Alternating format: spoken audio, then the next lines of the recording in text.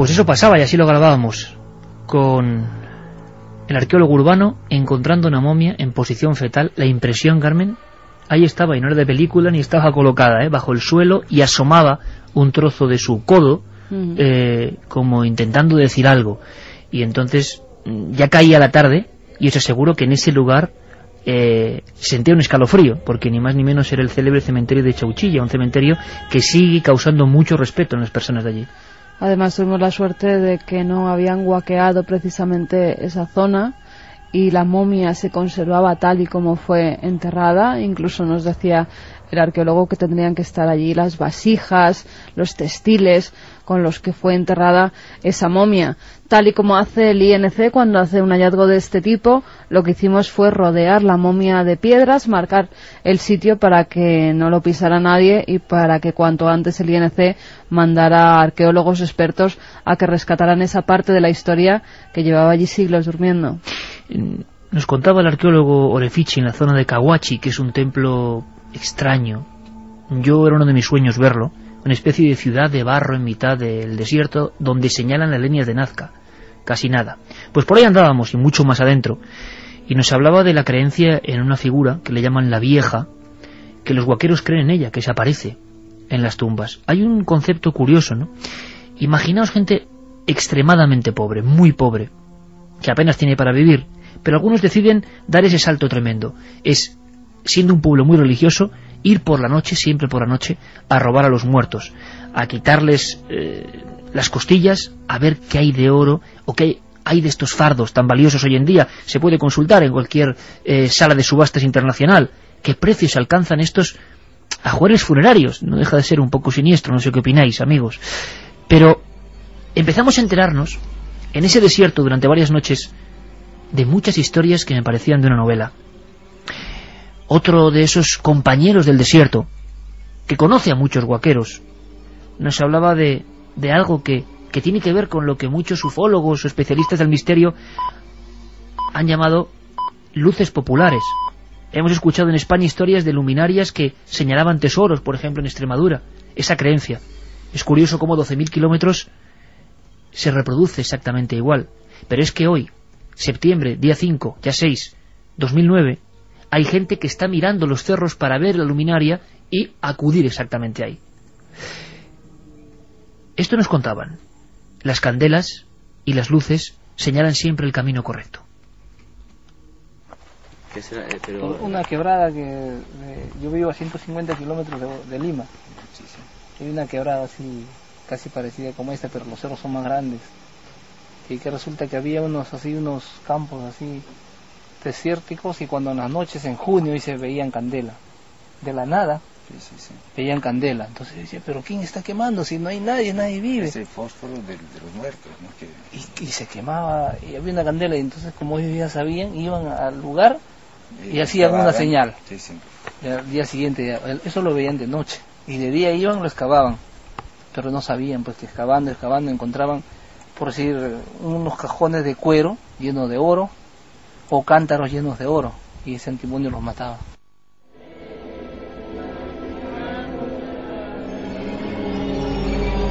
Se ha mencionado una palabra, antimonio, que muchos no sabemos, ¿no? ¿Qué tiene que ver con todo esto? Da la impresión de que, muy anteriormente a la famosa maldición de los faraones, ya en Perú se hablaba de no solo arqueólogos, algunos de los más importantes arqueólogos peruanos han muerto después de desenterrar una tumba, de, bueno, algo que se aspiraba, algo que contaminaba. Allí la palabra que más se repite en toda esa zona, Pisco, Paracas, Nazca, Palpa, es el miedo al mal de Huaca, al antimonio. Es el gas que se produce normalmente por la presencia de metales. Cuando estos empiezan a salir al exterior, provocan lo que ven los huaqueros, que son esa especie de llamas que tienen diferentes colores según el metal que esté enterrado. También con restos orgánicos. No tiene que ver, por tanto, con los fuegos fatuos o el fósforo de los muertos. No tiene que ver. Tiene más que ver con lo que son los metales bajo la tierra, comprimido con el paso del tiempo. Cuando empieza a aflorar con el aire es cuando empiezan a verse esa especie de llamas que señalan a los huaqueros que ahí hay algo. De todas formas, no es lo único, no es la única señal que estos huaqueros siguen.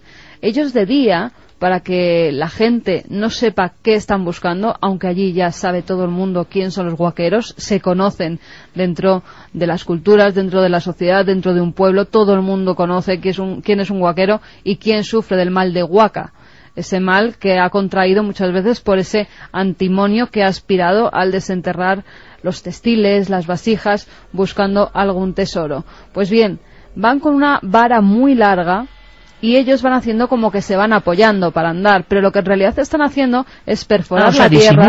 Van disimulando para marcar el lugar para la noche. Ellos van perforando el suelo y en el momento que esa vara se hunde o da con algo que cruje, saben que han encontrado una tumba.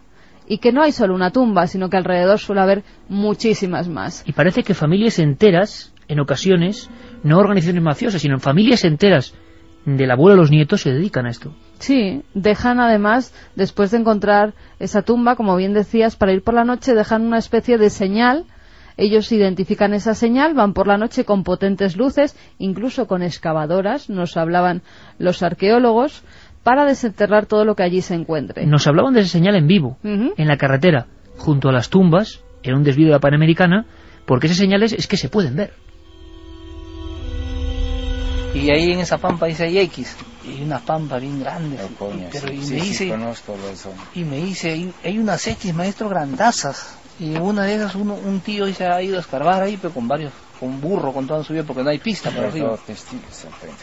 Encontramos, dice, 2 baúles llenecitos de oro.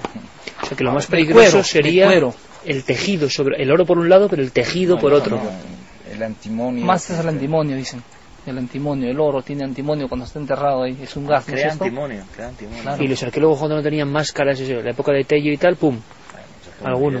Mira, en Tranquilus Níger se descubrió un enterramiento de un rey en Polonia, en Bulgaria, pues murieron 6. El antimonio mata, ¿no? Cuando se abrían los fardos en Pueblo Viejo y para el desenfardelamiento se hacía como una semana también. ¿Qué es lo que has visto, tío, Marcos, cuando venís por aquí? Pues una mata de cabello humano. Impresionante. ¿Dónde? Pues ahí entre las tumbas. Algo que asomaba entre la arena y en una matita de pelo humano.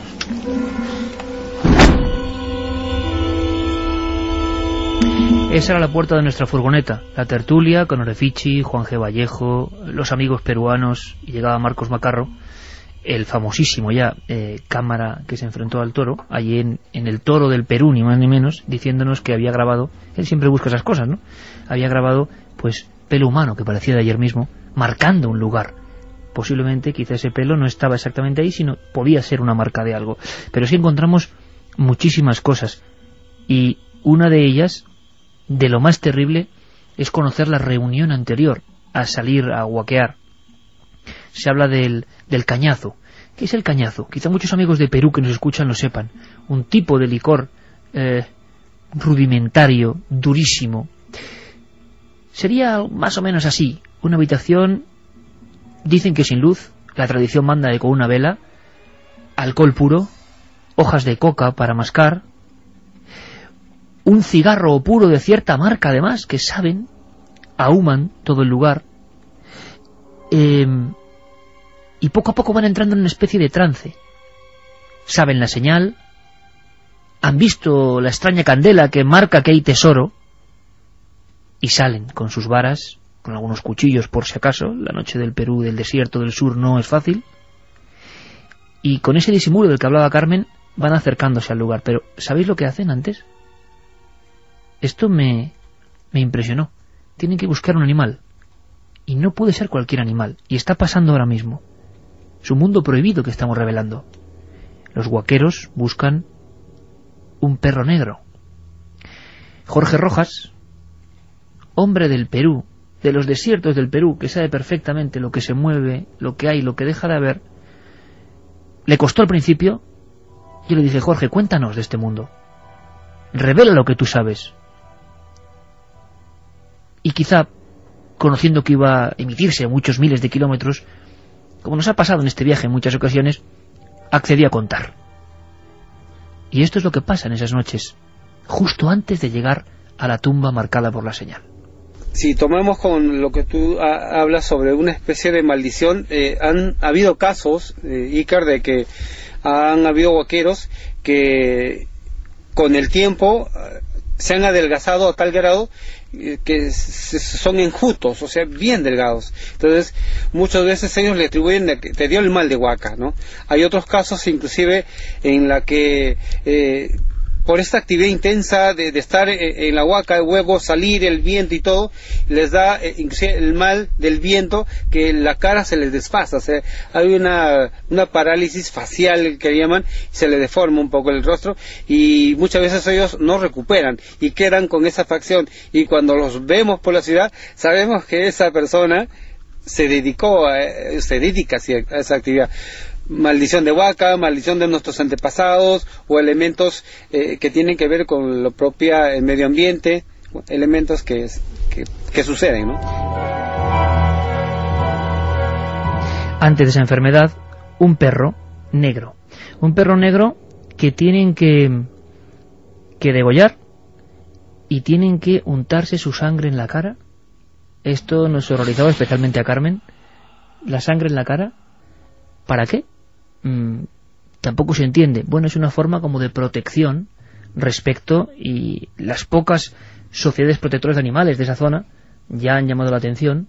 Tiene que ser un perro negro, y tampoco sabemos por qué, para embadurnarse, algunos con camisa, otros se despojan de la camisa, gritan, entran en esa especie de trance y actúan, siempre después de untarse de esa sustancia.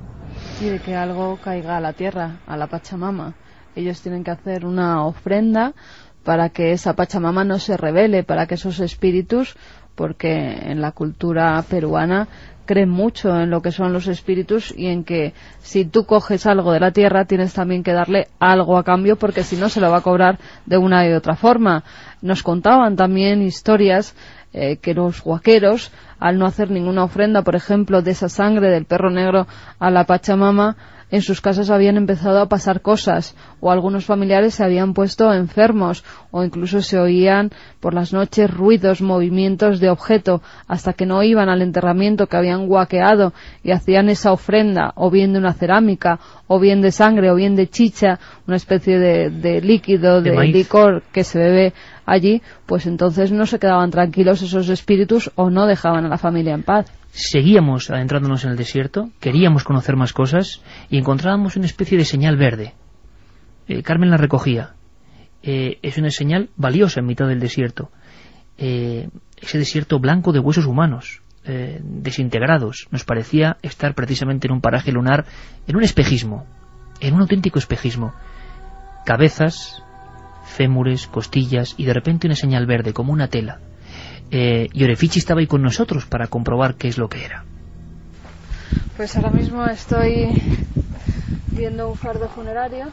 Además es un tejido teñido con un color verde. Parece que tiene varias tiras, todas cosidas en blanco, que son los fardos con los que enterraban a sus muertos.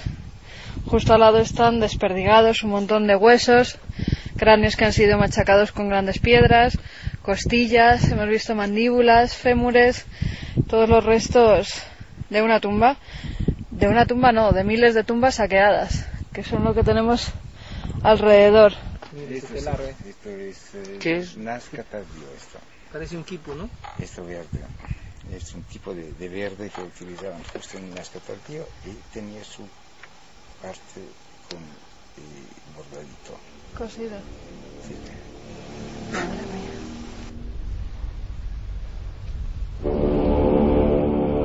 De pronto, con otro de los arqueólogos, encontramos otro de esos bordados, tiramos un poco, y era el cuerpo partido de un niño, con los brazos, con una especie de traje, decapitado.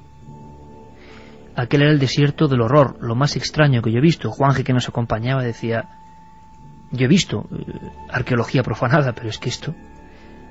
La imagen de que las calaveras con sus ojos huecos te estaban mirando, algunos en su última sonrisa, esos cráneos desperdigados, porque la acción tiene que ser rápida, porque no hay mucho tiempo que perder, y además hay que destrozarlo todo en busca de los elementos de valor. Lo humano no sirve. Ya uno se ha exorcizado contra ello. Quizá esta noche esté ocurriendo, dentro de unas horas ocurrirá allí.